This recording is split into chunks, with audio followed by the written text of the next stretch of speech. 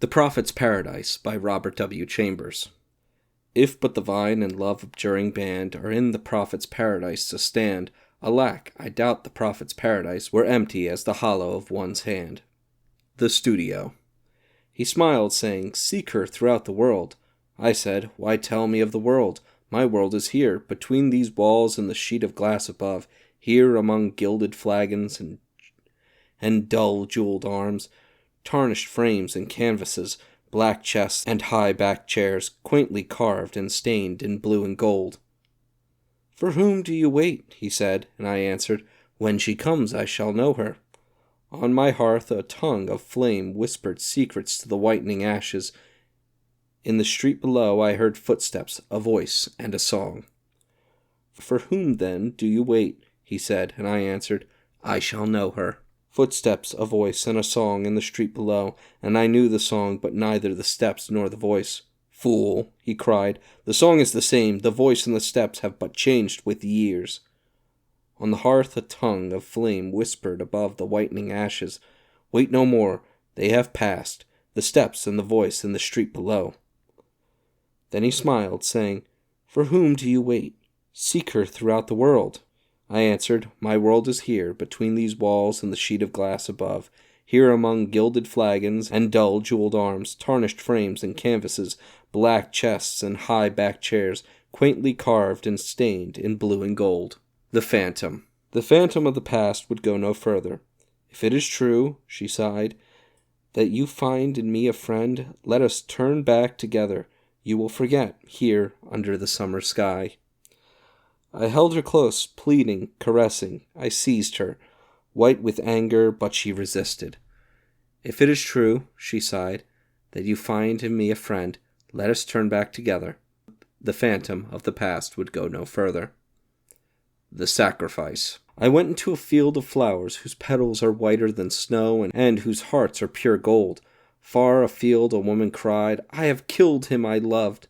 And from a jar she poured blood upon the flowers whose petals are whiter than snow and whose hearts are pure gold. Far afield I followed, and on the jar I read 1,000 names, while from within the fresh blood bubbled to the brim. "I have killed him I loved," she cried. "The world's athirst, now let it drink." She passed, and far afield I watched her pouring blood upon the flowers whose petals are whiter than snow and whose hearts are pure gold. Destiny. I came to the bridge, which few may pass. "Pass," cried the keeper, but I laughed, saying, "There is time," and he smiled and shut the gates. To the bridge, which few may pass, came young and old. All were refused. Idly I stood and counted them, until, wearied of the noise and lamentations, I came again to the bridge, which few may pass. Those in the throng about the gates shrieked out, "He comes too late," but I laughed, saying, "There is time." "Pass," cried the keeper as I entered, then smiled and shut the gates. The Throng. There where the throng was the thickest in the street, I stood with Pierrot. All eyes were turned on me. "What are they laughing at?" I asked, but he grinned, dusting the chalk from my black coat. "I cannot see. It must be something droll, perhaps an honest thief." All eyes were turned on me. "He has robbed you of your purse," they laughed. "My purse?" I cried. "Pierrot, help! It is a thief!" They laughed. "He has robbed you of your purse." Then Truth stepped out, holding a mirror. "If he is an honest thief," cried Truth, "Pierrot shall find him with this mirror." But he only grinned, dusting chalk from my black coat. "You see," he said, "Truth is an honest thief. She brings you back your mirror." All eyes were turned on me. "Arrest Truth!" I cried, forgetting it was not a mirror, but a purse I lost, standing with Pierrot there, where the throng was the thickest in the street. The Jester. "Was she fair?" I asked, but he only chuckled, listening to the bells jingling on his cap. "Stabbed," he tittered. "Think of the long journey, the days of peril, the dreadful nights. Think how he wandered for her sake, year after year, through hostile lands, yearning for kith and kin, yearning for her." "Stabbed," he tittered, listening to the bells jingling on his cap. "Was she fair?" I asked, but he only snarled, muttering to the bells jingling on his cap. "She kissed him at the gate," he tittered, but in the hall his brother's welcome touched his heart. "Was she fair?" I asked, Stabbed. He chuckled. Think of the long journey, the days of peril, the dreadful nights. Think how he wandered for her sake year after year through hostile lands, yearning for kith and kin, yearning for her. She kissed him at the gate, but in the hall of his brother's welcome touched his heart.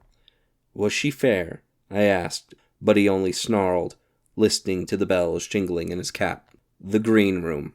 The clown turned his powdered face to the mirror. If to be fair is to be beautiful, he said, who can compare with me in his white mask? I asked of Death beside me. Who can compare with me? Said Death, for I am paler still. You are very beautiful, sighed the clown, turning his powdered face from the mirror.